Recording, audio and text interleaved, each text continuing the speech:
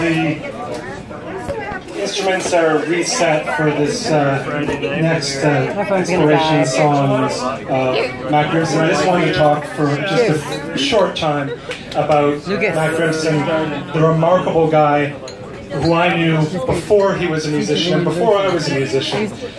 My name's Lucas, and we worked together in the 1980s at the Halifax Central Library on Spring Garden Road. Since he was a kid. Like, we went to high school. And it was a really formative part of my life to meet Matthew Grimson.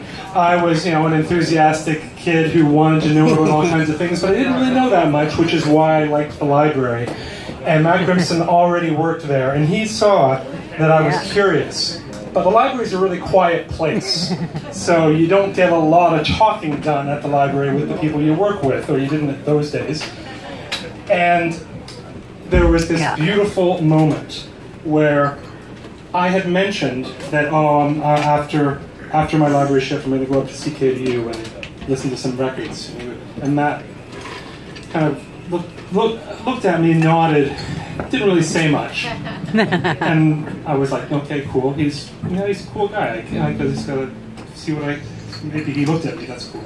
And off in the stacks, filing books on the shelf. On the shelf, people are walking around trying to keep track of the Dewey Decimal System. And Matt Grimson comes along with his stack of books on the trolley and just walks by and says, "The Stooges." That's so bad. I looked at him and was like, okay. And that night when I went up to CKDU, I looked through the library. I had never heard the Stooges before, and yeah, that was awesome. That was a good tip. That's awesome. Yes. And so Matt Grimson. You probably met Matt Grimson years ago. The second thing I want to tell you about Matt Grimson that I learned from the library before I was a musician, and he but was not. I didn't know it at the time.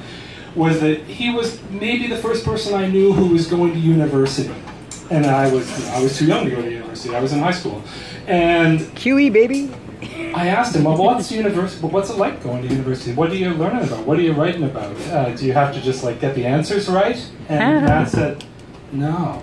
I'm writing a paper about the social importance of rock and roll. And you know what? That was a formative thing in my own pursuit of academia. Yes. I have to say, and I've said this to Matt, that I went, after many years, to go and do a master's degree in musicology at Goldsmiths College in the University of London because of that comment and because of that discussion. Hey, Lucas! Woo! Because he was such a smart guy who knew so many things and was keenly observant and didn't necessarily have to overshare those observations in person. Although sometimes, of course, he did. Yes. But sometimes it was that laser focus of knowing the right thing and what really mattered that really drew me to him as a friend. And I'm sure that we all have our own very special memories and ways of relating to Matthew over the years, but that was the part that perceptiveness that drew me to him.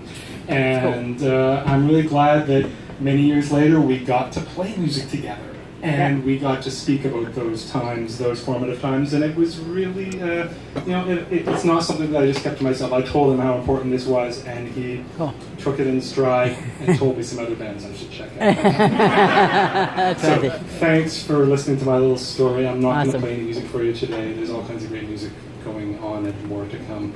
Thanks, man. Yay! Woo! Hey, Lucas!